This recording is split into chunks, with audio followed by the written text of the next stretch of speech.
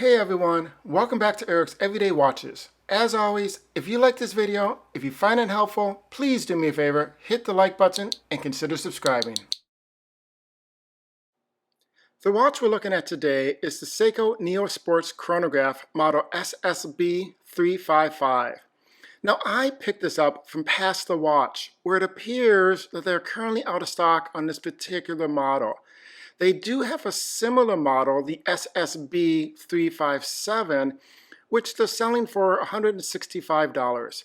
Now the difference is that model comes with a blue bezel and the subdial at the 6 o'clock position is outlined in blue.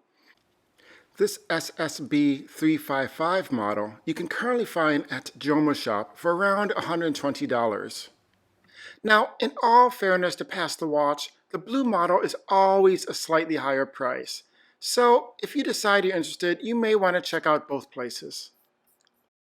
It comes in the standard Seiko packaging as you'd expect.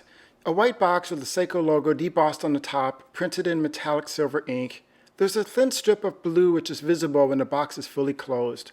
Removing the top lid reveals another Seiko logo, this time printed silver on black, and we also see the watch presented on a generic black pillow. The case, bracelet, and fixed bezel are all made out of stainless steel. The majority of this watch has a brushed finish to it. The bezel is brushed, the top of the lugs are brushed, and the majority of the bracelet has a brushed finish. Now, on the side of the case, we find a high polish finish, as well as the side of the bracelet and also a small portion of the center part of the links. Moving down the clasp, we also see that's been given a brushed finish. Although this watch has a dual finish, the only part that's likely to collect fingerprints is going to be the side of the case. This watch has very prominent pusher buttons, measuring 5.5 millimeters at its thickest point and standing approximately 4.5 millimeters proud of the case. They have a solid tactile feel to them and are slightly audible when pushed. The case has drilled lugs, which should make changing out the strap an easier task, but that case is a little on the thicker side, coming in at 14 millimeters due to the movement inside, and we'll talk more about that movement in a minute. As far as fit and finish, the edges and corners of the case are nicely rounded off and are smooth to the touch. During my everyday use of this watch, I did see that the inside area of the lugs have a chamfered edge to them, and that's been given a high polish to match the case. This provides actually a welcome buffer between the lugs and the bracelet.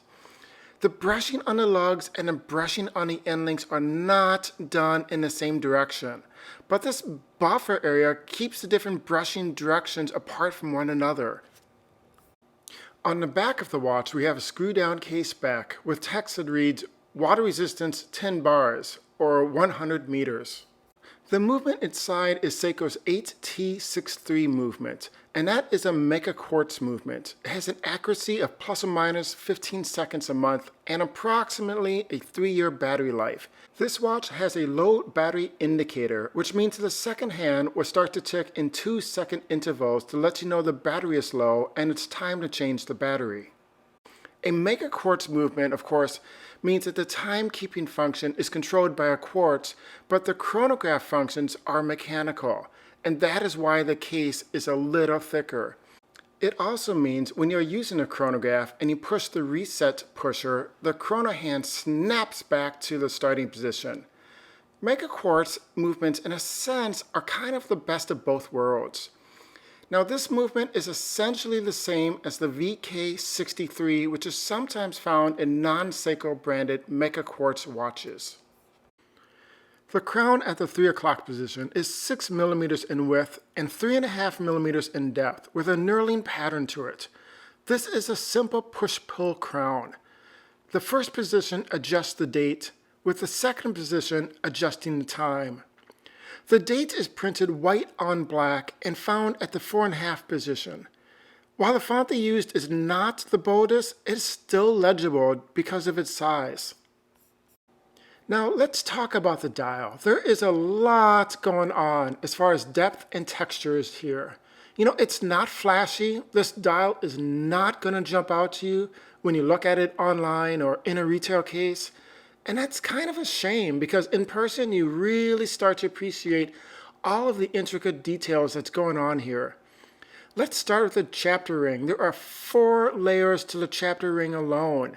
The top layer with a minute and 1/5 second tick marks printed on it. That steps down 3 layers to meet up with 9 concentric circles. Inside of that, we have a racetrack with 5-second Arabic numbers printed. And inside of that, there is a basket weave pattern on the dial. At the 12 o'clock position, we have the Seiko logo applied with the chronograph and tin bar printed below. The 2 subdials at the 9 and 3 o'clock positions are surrounded by more concentric circles, which also have a step-down depth to them. The inner section of those 2 subdials are flat black. The 3 o'clock subdial is your 24-hour indicator, with the 9 o'clock subdial being a 60-minute counter for the chronograph.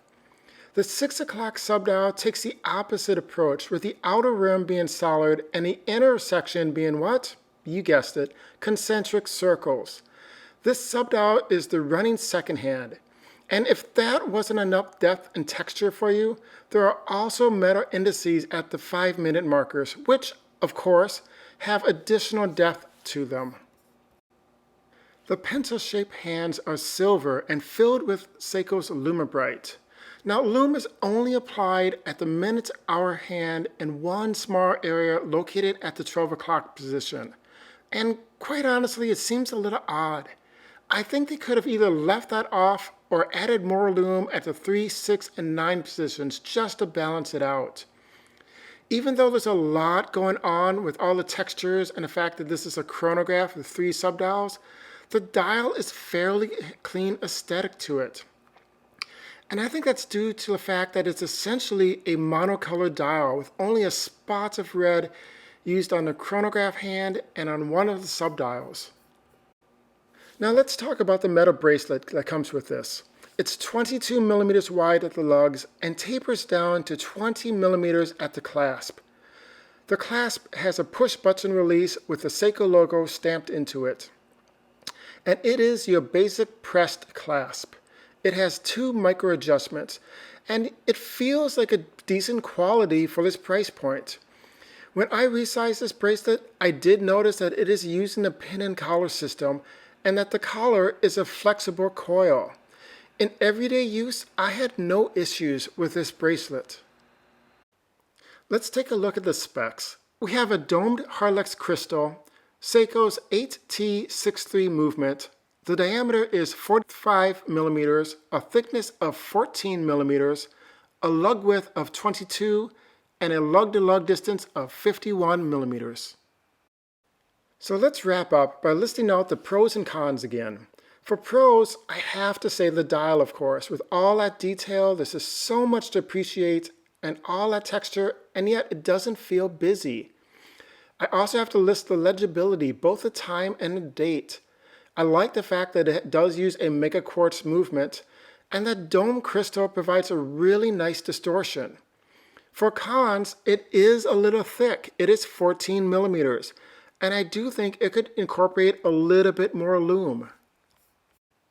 This is one of those watches that I think can only be appreciated in person. You know, it's not flashy, and the subtle detail does not come across in most photos you're going to find online. Because of this, I would not be surprised if this was not a great seller for Seiko. But of the people who did purchase it, I expect they would give it high marks. This has been Eric from Eric's Everyday Watches, reminding you, buy the watch that you love. And don't pay any attention to what anybody else says or thinks. This is your watch collection.